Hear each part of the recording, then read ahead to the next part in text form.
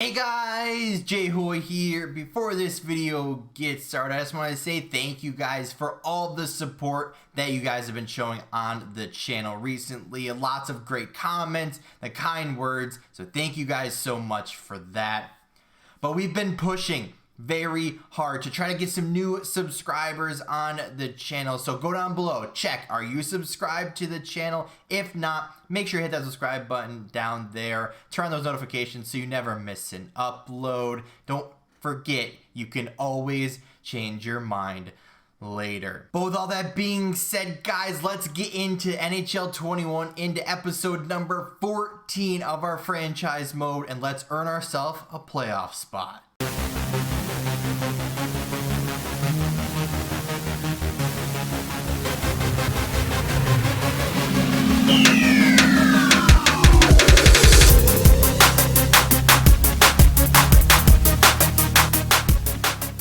What's on, guys? JHoyt back with you today. Welcome back to NHL 21. We got episode number 14 of our franchise mode with the Detroit Red Wings. Now, if you guys remember our last couple of videos, right, we had a pretty big off season. We got some pretty interesting new faces on our team, and we've been kind of doing kind of average, but late in this last kind of like month or so, we've been kind of increasing that average. So now we're like slightly above average. So we're hoping to get ourselves in a playoff spot and solidify that playoff spot as we go forward. But as we start this video, we are in what, May, or I guess early January. So we got like a month and a half-ish, or I guess like a month till the trade deadline. So depending on how we do from now until the trade deadline will determine what we do going forward. So we have a couple of trades, not that we're going to do immediately, but once we get down towards that trade deadline, if we are in a good spot,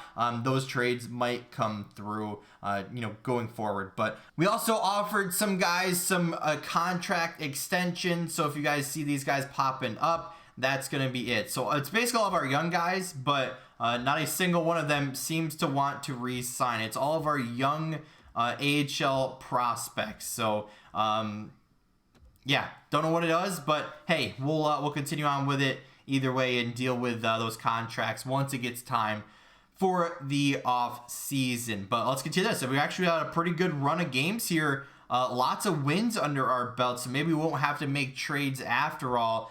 But of course, we'll wait and see here because we got the, I think this would be the All-Star break that it's not actually in the game. But everything is super close now. We're within 1 point of, I think, 3 different positions. So, a couple of wins in a row would get us to where we want to be. So yeah, 61 points. We're starting to solidify our spot up there in that top like 5 or top 6, I should say. Whether those bottom teams stay down there, hopefully. I mean, it looks like the Bruins are out of it.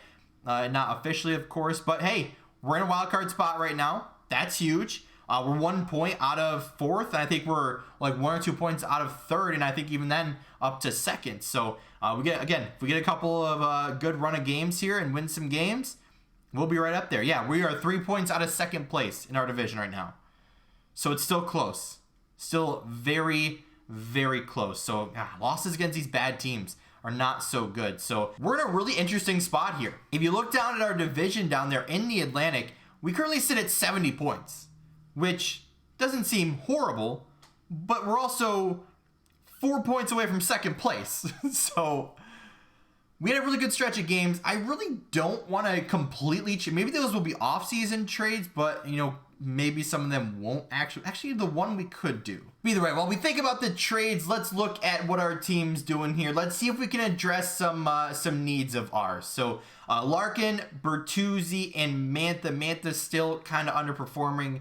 Do we want to swap him down to the 2nd line? Maybe we move Raymond up. We'll have to see what there is out for rentals this year. Zadina kind of stepping up a little bit. Kempe's still there. Zucker's still there.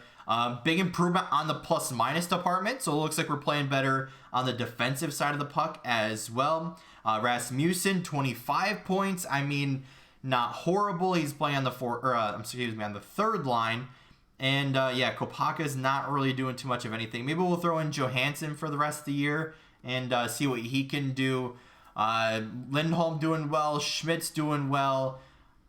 Timmins is doing okay. I mean, like, I'd like to have those guys a little bit better. Mann's doing pretty good for his first full year. And then Sider's not really performing. So, not sure what it is, but I think that might be our third line defensive pair there. But, okay. So, if you look at it, if you guys remember, we moved Luckinen to the bench, and he's scratched. I wish I could almost loan him down to the AHL, but I can't do that, unfortunately. Maybe once we get into the playoffs, I'll send him down just to get him some playing time, just so he stays hot, just in case we end up needing him. Because remember, we're going to be turning on injuries. But Georgiev, I mean, those aren't the best numbers in the world, but at least he's winning some games for us. But then the big surprise down here, Lucas Dostal, 6-1, right? Again, his stats aren't great. They aren't the best, but he's getting us the wins. So that's what's the important part. And you look, 8 games played, he's got 6 wins. Now you look at Luckinen, 20 games played, 9 wins. So, you know, Dostal and Georgiev seem to be holding the torch up here. And, you know, we were exploring a trade for Luckinen. I think, does he have one more year? No, he might be having an extension. I'm not sure, but we'll have to wait and see. But let's go take a look at some key players down here in the AHL. Bednar is playing pretty well. Wallander's playing well. Who was the other guy that we tried out? I don't remember who he was. But we got some guys making some noise down there in the AHL. Bowers is still performing down here. Where's Barron? Right there. Actually, he's at the top. 41 points, 22 goals overall. We'll take that. 56 games played. He's up to a 79 overall now. So maybe we could bring up Bowers and see what he can do. Put him on that fourth line. Maybe take Johansson or Kopaka out. Maybe have to send him down and see what he can do up there. I mean, that's something we usually don't do, but, you know, given Kopaka's struggles, I mean, -7, only 3 points. I mean, points-wise, we're not really worried about the fourth line, but as far as defensively goes and, you know, penalty kill and, you know, all that, I mean, he's actually not really playing that much either. So maybe we'll have to throw him on some more lines. I mean, block shots. I mean, he's taking away some pucks here, and not really, or I guess he's taking away more than he's giving away, but he's throwing some hits too. So maybe we throw him on some more lines. Maybe that'll help him out because I think he actually gets usually pretty decent once he's playing. So maybe we'll have to put him on some more lines. Maybe we send Johansson down. We'll have to see, you know, once we get past this trade deadline, what our team's gonna look like.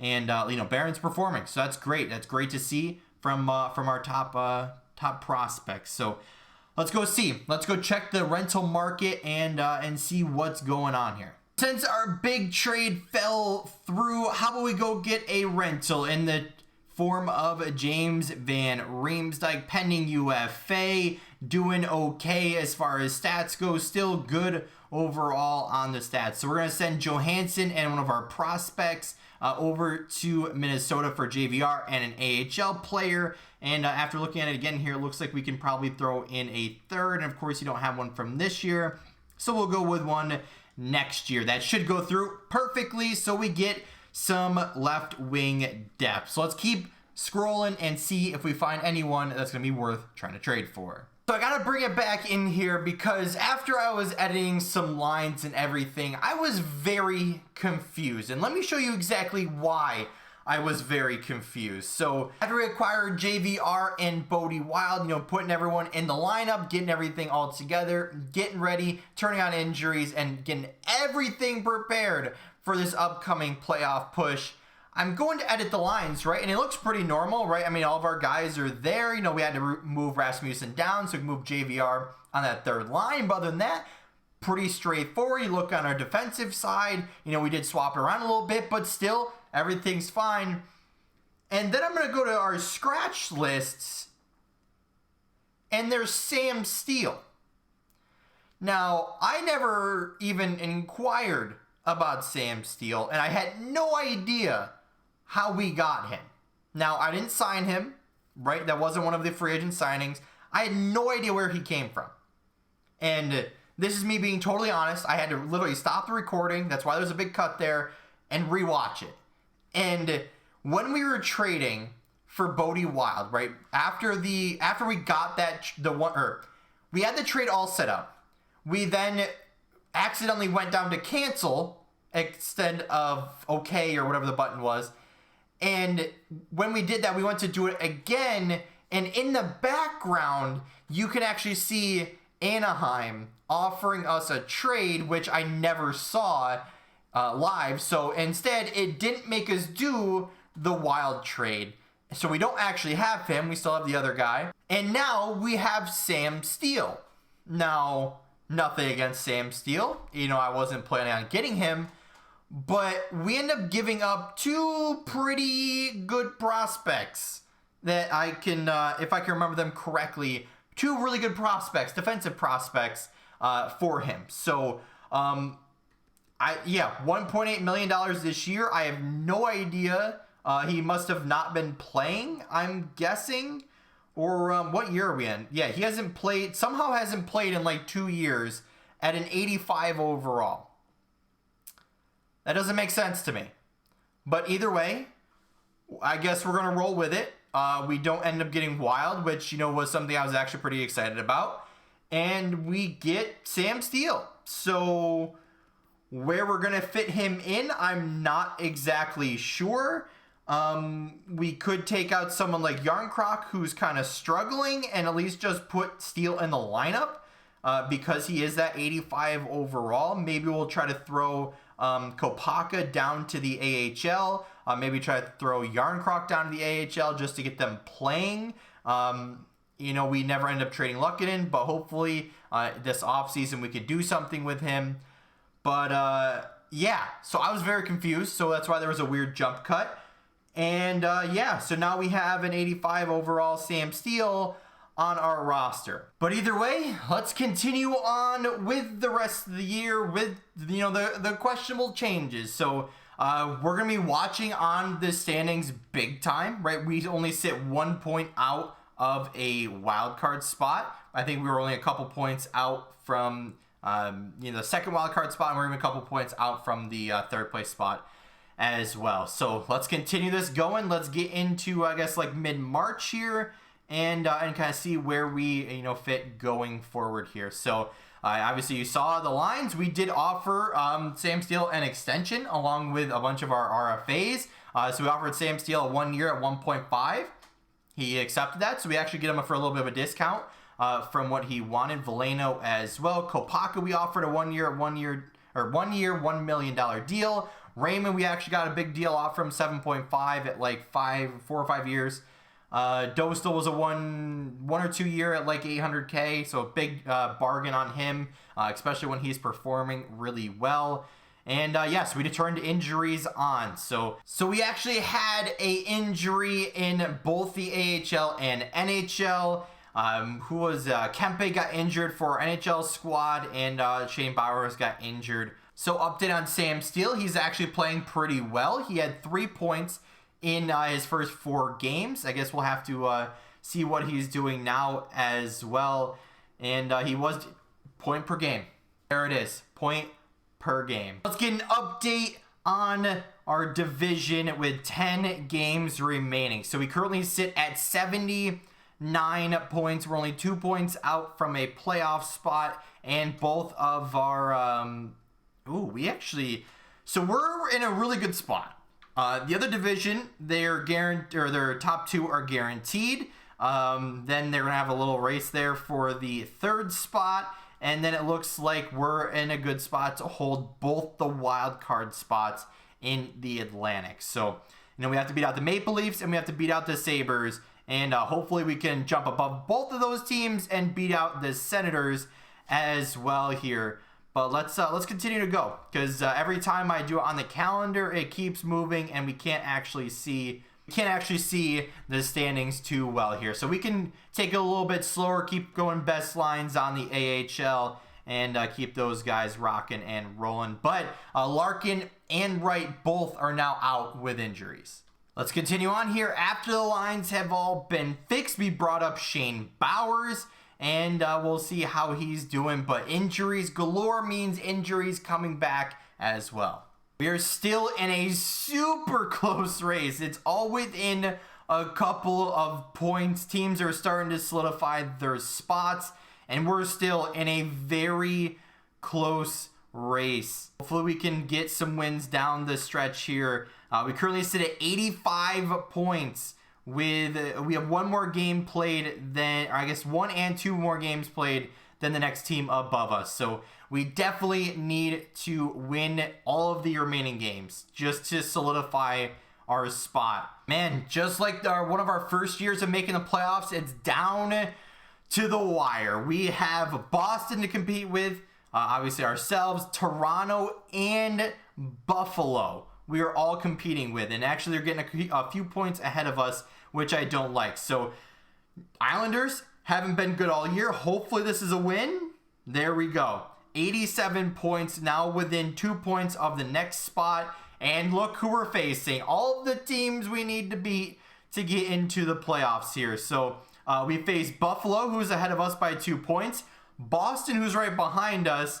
The Panthers, who are actually at the top of the division. Montreal, who is at the bottom of the division. So we have all division games in the next 4 games. And that's the rest of our season right there as well. Talk about must win, am I right? All right, Buffalo, what are we saying?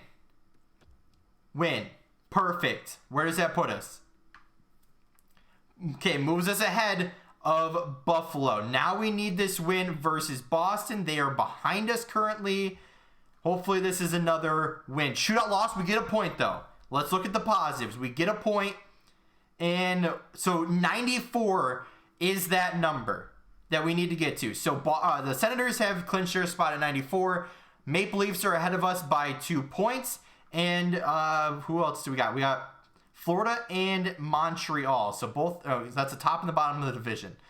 So what else do we got now? So, okay, so we're out right now, but we basically have to win these 2 games, right? Like Montreal's at the bottom, they're out. Like they should be eliminated, I would assume. And then Panthers are at the top, so they don't really care at this point. Our last 2 games. Now, I think we could possibly lose one, but we don't want to do that. We want to win both these games. Florida is up first. We get an overtime loss, which gets us 1 point. Man, I don't want to say if we lose, if we win, we're in. If we're not, we're out. But this is a close one, right? We're at 91 points. We currently hold that wild card spot. Now we're facing off against Montreal, and if you look at their last 10, 1-8-1. So not doing too well over in Montreal. If we win, we should be in. If we lose, depending on that Buffalo game, I don't know who they're playing, but let's win, right? Anything can be better with a win, if we want. So we're gonna go like we do playoff style. Let's simulate it right in the game with every single thing to play for this year. Let's go to more than just goals and all events. Let's just see what happens here. Montreal gets a power play. We get a goal though. Rasmussen from the 4th line. He wins the faceoff, gets the goal. Montreal back on the power play.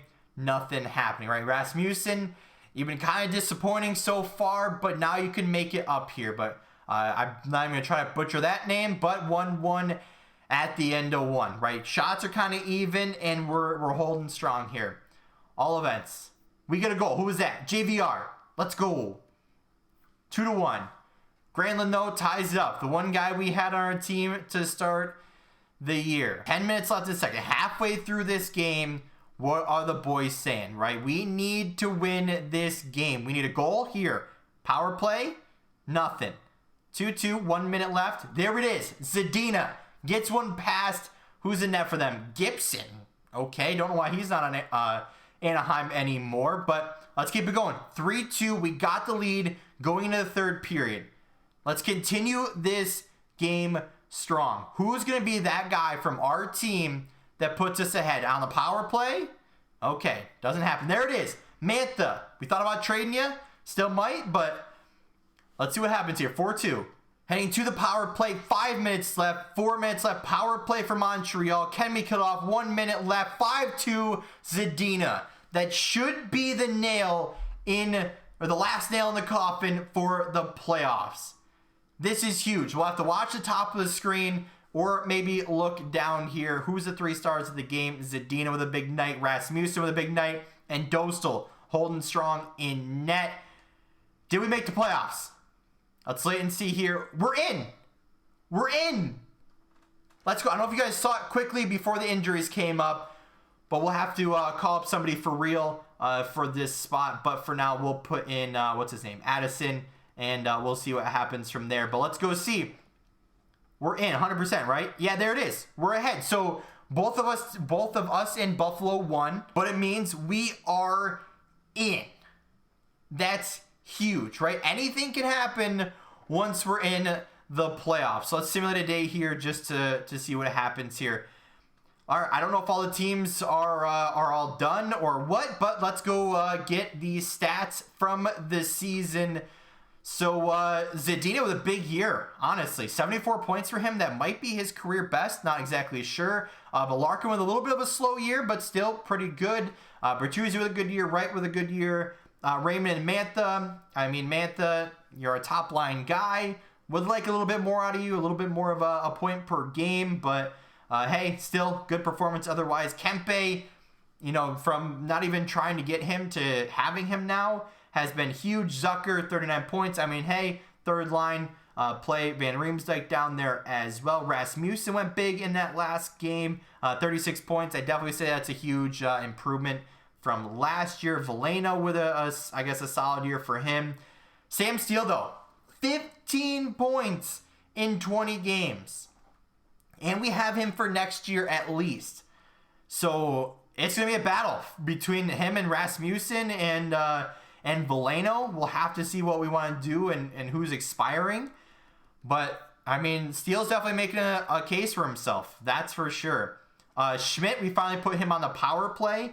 And ever since we got him, he's been doing pretty well as far as I can remember. Yeah, 24 points in 57 games. You know, total that for the year, he had 35 points. And I think that's an 82, or is that 72, 82, whatever his games. So a big year overall, 8 goals, 27 assists. I mean, that's really solid. That's exactly what we want from him.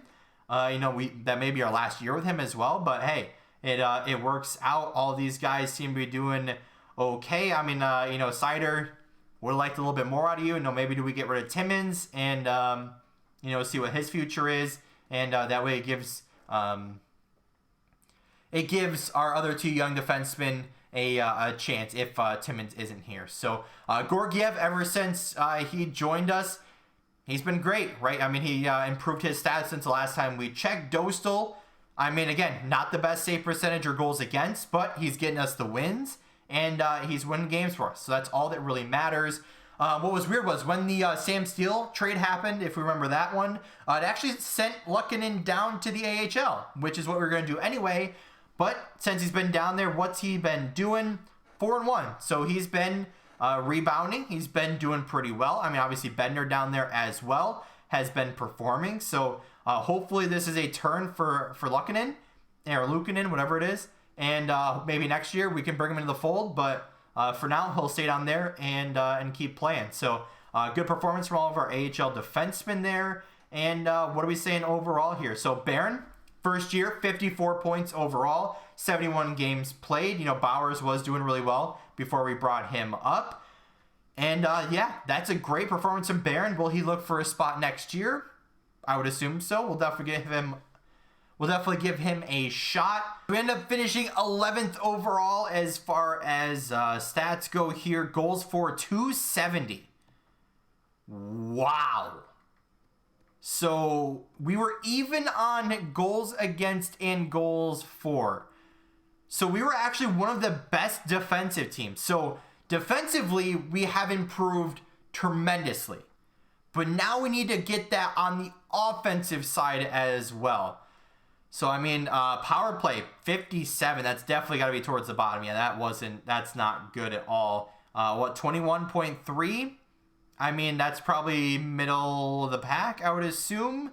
What about shorthanded penalty kill? Not a good penalty kill either. 74.8%. And since we're right here, we'll take a look at our stats here. So 21, 19, and 1 at home. 23, 14, and 4 away. Last 10, 6, 2, and 2. We've improved defensively, but everything else seems to be struggling. So we'll have to wait and see what we want to do about that maybe next year. But, at this point in the year, I don't want to change too much since, you know, what we've been doing has got us to the playoffs. So I don't know what position we are overall. It looks like we are probably in that 8th spot.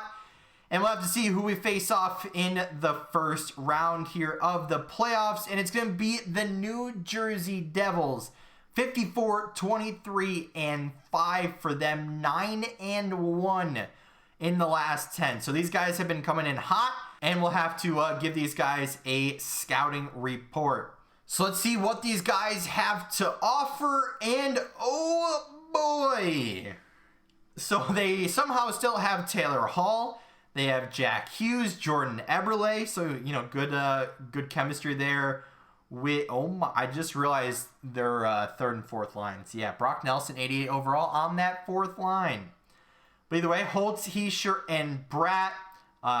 Is that Pitlick? I don't really know. Kokkonen and Merkley, 88 overall, by the way. McLeod, Brock Nelson, 88 overall, 84 for Thomas Tatar. And oh boy, this one's going to be good. But yeah, I was going to say, I feel like if they're really strong up front, they've got to be struggling defensively. So, I mean, other than their top line, 80s and 81s and even a couple of high 70s. And even some high 70s. I mean, they got Letang, but if he gets injured, I mean, what did he do this year for him? Did he give them much of anything? I mean, okay, yeah. So 79 points overall.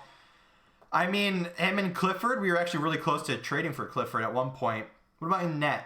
Blackwood, all right. So we're up against a very, very, very strong front side of New Jersey here. Lots of great forwards.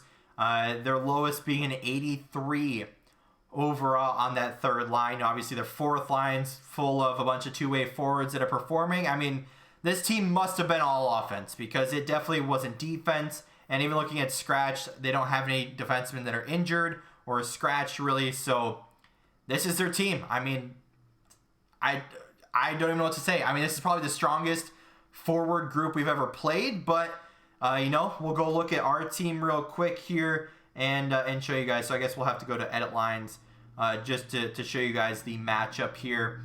But I mean, we have a pretty good forward group. I mean, you know, through the top 9, we kind of match them. But then once we get down to that 4th line, I mean, you know, 82s, we have an 85 there. So kind of similar, but I think where we're going to beat them is on the defensive side. We're going to have to call someone up in the Addison spot.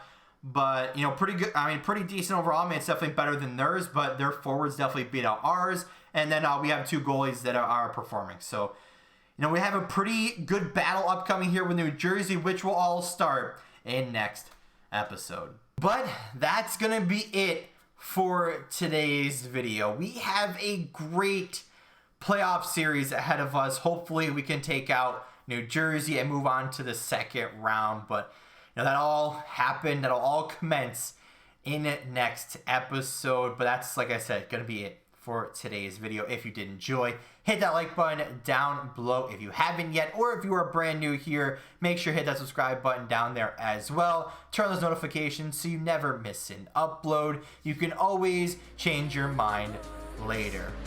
Well, all that being said, guys, we'll see you in the next one.